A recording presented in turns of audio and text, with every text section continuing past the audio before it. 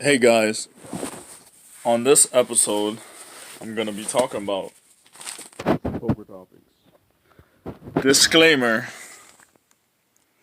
everything that I say could be countered.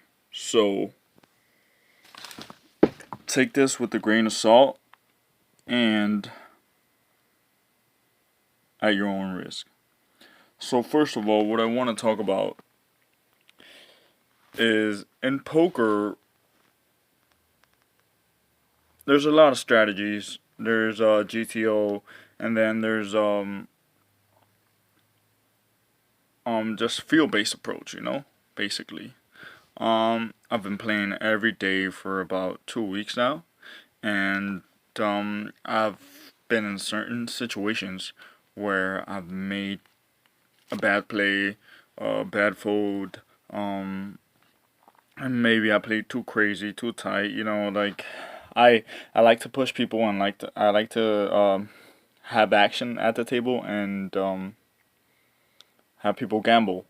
So that makes my bankroll fluctuate. So I'm kind of on a like a roller coaster ride right now. But what I want to talk about is that on this episode of the hand of the day, no, I'm kidding, I'm kidding. Some strategies that I use would be in a cash game. I bet when there's a flop when I'm last to act and the flop is like club club club all the same suit. I always bet depending on how many players enter the pot. Let's say there's 6 7. I don't think I would bet there. But if there's like three to act, I mean 3 players in the pot with me included, I'm gonna bet at it because a lot of people are gonna get scared, and the only people that are gonna call me would be the people with a flush draw or the nuts, basically. Unless they're gonna raise, depending on the player. Everything's situational, so you already know. Um, another topic I want to talk about would be under betting the flop. A lot of people do this nowadays, and I think I believe it's profitable, because you take a stab at many pots, and in tournaments, this works very well, depending on your table draw, but it's also like on a, really, really like, wishy-washy. It's in limbo right now, but underbetting is profitable, you know, depends on who you're playing against, always. But I love underbetting. I suggest underbetting the flop only, and certain turn and rivers, certain situations. I would preferably try to take a stab at them, take the more aggressive approach. But on the flip side,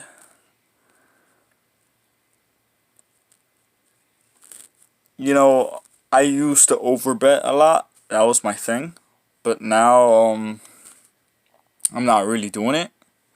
And I guess I'm under bluffing in a lot of spots, So that's one of my leaks right now. So if you're at the Hard Rock, don't fucking sit at my table, bro. I'll crush you. Okay, that's just my ego talking.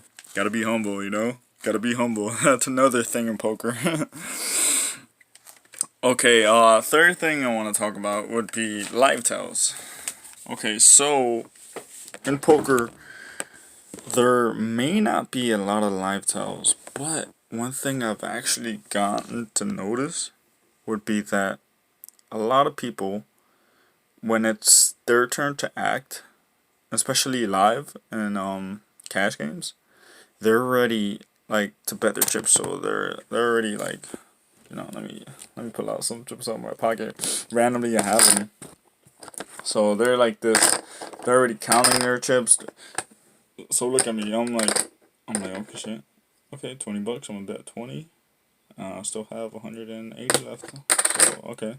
These are $100 chips, Hard Rock, brought to you by the Seminole. So, okay, so this is what they do. They look and they're like, before it's even their turn, bro, it's like, it's, I'm first to act and they're already, like, ready to bet. Or this could be in heads-up situations. This could be before the flop. Like, there's a lot of live tells you guys are missing, to be honest, dog. So one live tell is, I'm not gonna give you all my secrets, but one live tell is when people are like when players are already ready to bet, they're like they're already like playing with their chips. And depends. Some players always play with their chips. Plus, like let's say you're or last act or first act, whatever, and then the first thing you should do is not even look at your cards. Look at everybody else looking at their cards and see how many people look at their cards first before they even act, or how many people wait till it's their turn to act. Because most people are already like ready to fold. Some people are ready to bet. So that's just one thing I wanted to talk about.